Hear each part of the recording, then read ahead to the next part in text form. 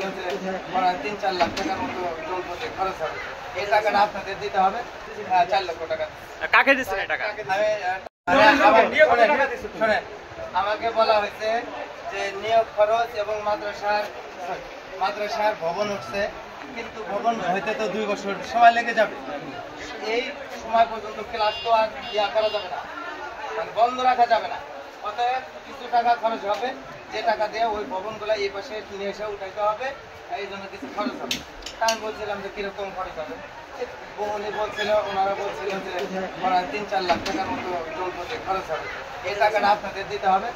সভাপতি মহোদয় বলছিল যে আপনার একটু চা আমি খাবো না, আপনাদের হাত দিয়ে এই টাকাটা খরচ করা হবে। এই টাকাটা গচ্ছিত থাকবে, মানে নিয়োগ পারপাস যে টাকা খরচ হবে, বাদ বাকি টাকা একটি টাকাও আমরা আমাদের হাত দিয়ে খরচ করবো না। আপনারা যে দায়িত্ব নেবেন, হ্যাঁ, তাকে আমরা ওই টাকাটা বুঝিয়ে দিব।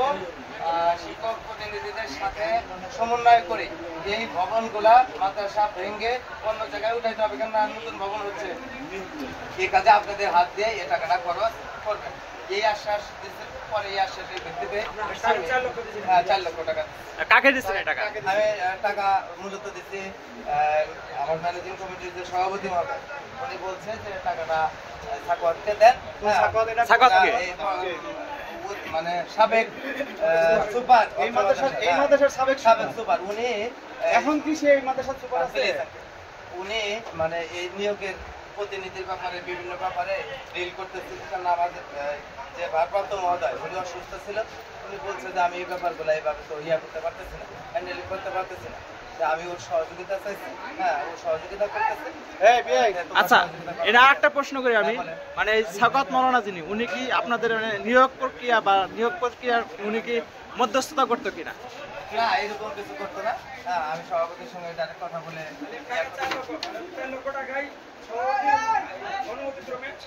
হ্যাঁ, সভাপতির সামনে 1 লাখ টাকা দিচ্ছি, হ্যাঁ, আর 3 লাখ টাকা আমি ওর কাছে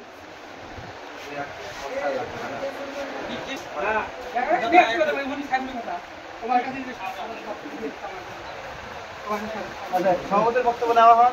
সভাপতি টাকা